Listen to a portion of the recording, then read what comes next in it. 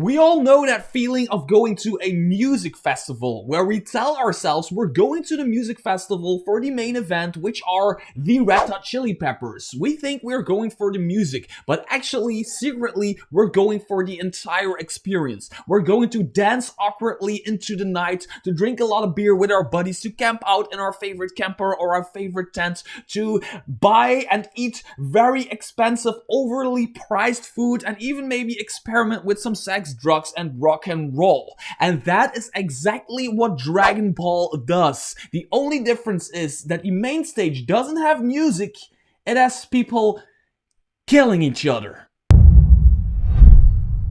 I have to say, this is incredibly good. The way they put this entire thing, this Dragonbowl thing to paper is done in such a good and surprising way. I was actually blown away by it. So Dragonbowl, in short, I'm going to keep this video quite short because otherwise YouTube just doesn't push videos that are longer than like 10 to 12 minutes or something like that. So Dragonbowl is what you expect from a gladiatorial battle system where a bunch of parties, 16 parties, fight it out against 16 other parties, and they are fighting it out in this like thing, Hunger Games type of thing, and there's like one party that survives, or like one dude or whoever survives get the grand prize, in this case $500,000 gold coins. It is sponsored by Budweiser beer, so as you can see, it is full of puns, it is full of pulp fiction like they say, which is incredibly cool and well done. But the main thing about this, and why I think it's so surprisingly well done,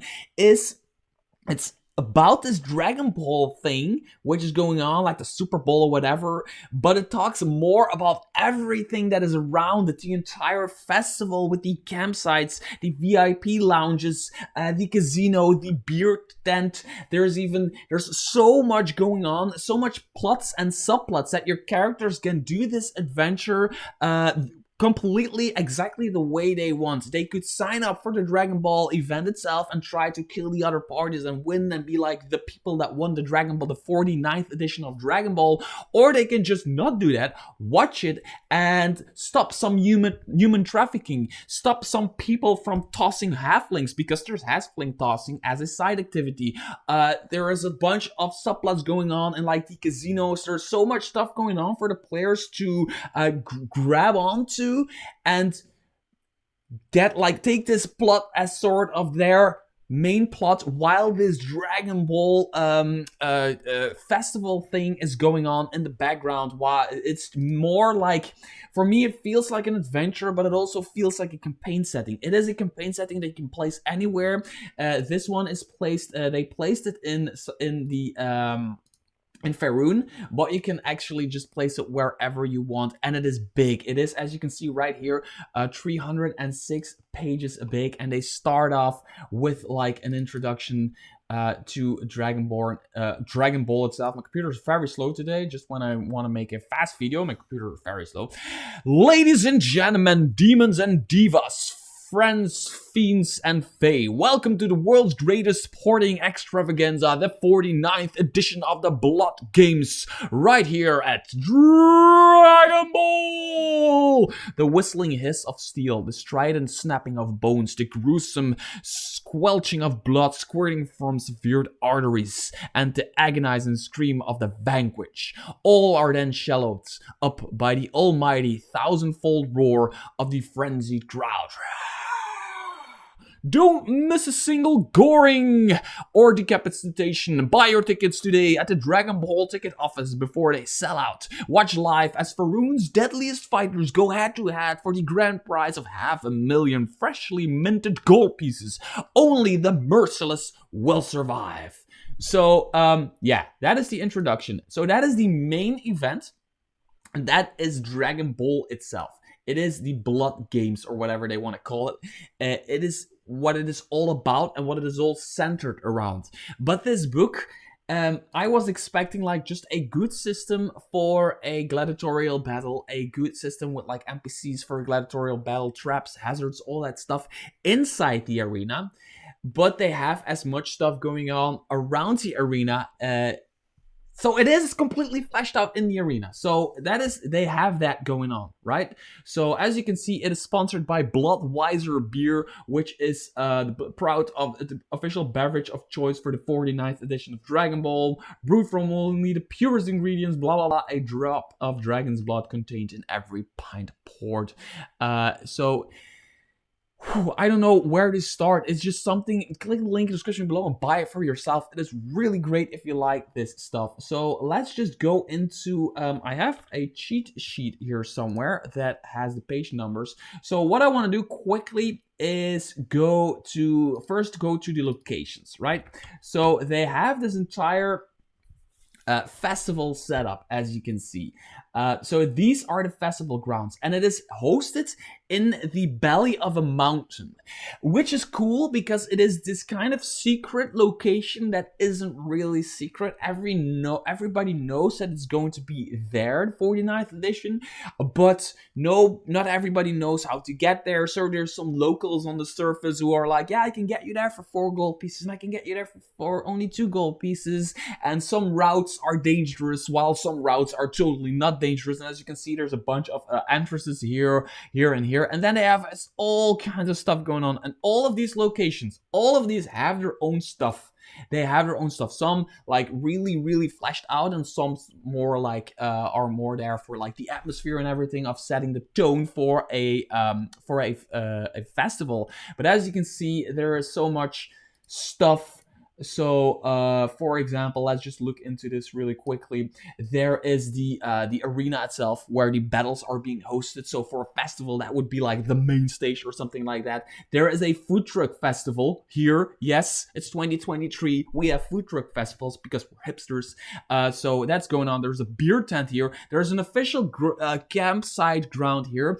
All of these locations have different like plots and subplots and NPCs to encounter. So your characters can just totally ignore the tournament that's going on and be like, this could be something that your players go into because they're looking for somebody. And this festival is just like the backdrop for this campaign you're playing, right?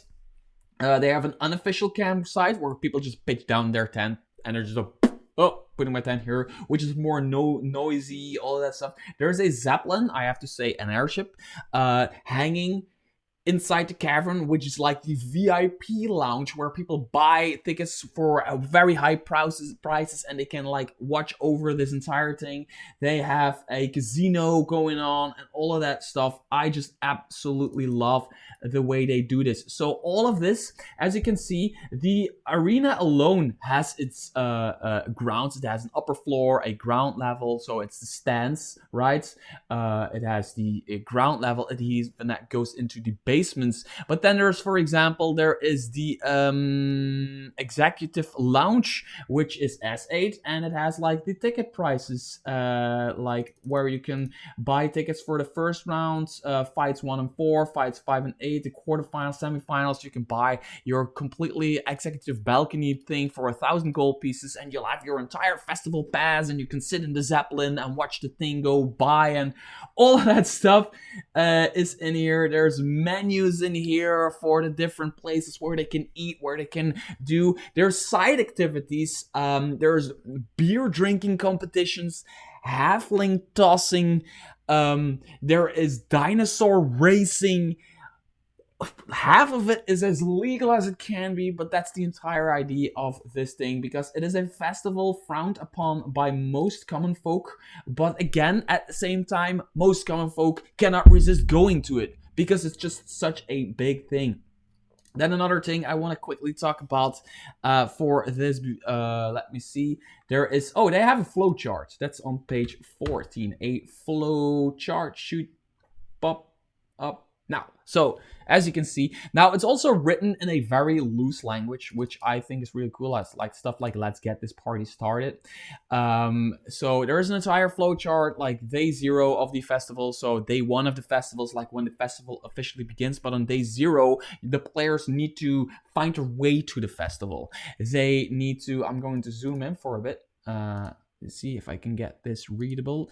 The players can register for the blood games and challenges, settle in and start exploring the festival grounds. They can there's the open ceremony, there's the blood challenges. The players can try their hands at likes of sturge shooting, lava leaping, and halfling tossing, stuff like that. But so there's all these days, but then they get into this stuff, which are sub things. So for example, Red Vengeance, the heroes in day 0, the heroes meet Mira, whose brother fell victim to the curse of the champion. So the players can take this subplot and bite into the subplot and do that subplot, right? Innocent proposal, the heroes are heavily incentivized to do an Orog's dirty work. So there's all kinds of like human trafficking, all kinds of like and the gambling scene stuff going on that your players can do. But then if your players are interested in the tournament itself, they can of course sign up. As you can see, there are 15 teams already signed up when the players arrive at the festival, but the system needs 16 teams in order to work. So there is a backup team called Reborn to be Wild, which is the team from the organizers themselves. They have a backup team they put in there just to make sure that they have 16 teams. But of course, there is an open slot, so the players and the player characters can do this. You might use this as a backdrop for another campaign, or you use some of these subplots for the characters just to be in a festival or whatever. Or your players can fully grasp onto this and have this really dangerous gladiatorial battle that goes all the way up to the finals, and they have to fight all of these teams. And I think this is so well done, and there's so much puns in here that I can't even yeah. So there's the Kiss of Death, there's the Twisted Fire Starters, there is the Fury and the Furious, Apocalypse Draw, Shifty Blades of Grey, very Green Machine, there is Wildcats, Lizard Blizzard, yeah, all of that stuff is going on in here. But then the coolest part about this, every party your players are going to face against, or every party that signed up, has their own kind of like stat block thing going on. So the Ghost Makers, for example, they all have a real name. So there's 4 of them. If you have a bigger party of players, you can add a 5th member. But otherwise, there's 4 of them. They all have a gladiatorial name. So Golden Boy, Ravenclaw, the Rampaging Bull, and the Dogwart Terror. They all have a race and a gender. And then which stat block you use from the official 5th edition books. So for example, for this dude, Ravenclaw, he is an archer, half-elf archer. Oh, she is a half-elf archer from Volo's Guide to Monsters, and she has half-elf traits. So you need to have this note in there. But more importantly, for example, if you use the Tug, he wears splint mail and carries a shield. So you take the Tug stat block where you give him an armor class of 19 because he carries a shield. So all of these have that. So you know which stat blocks you use you know what makes them special, you know their names and all that stuff, and everything in this book is completely built and fleshed out in an amazing way that if you are a game master who feels comfortable with like doing this grand thing like Hunger Games-esque, like announcing things and having things like announcing like what the crowd does, they do a wave and there's this bigness, this giantness, and this flamboyantness going on, then this is an absolute must buy. And by the way, people who can't afford to buy a ticket to go to the festival can watch the festival on Dragon Screens, which is an official brand of screens which are a spell-like effect that's set up in taverns all across the world to follow the Dragonbowl.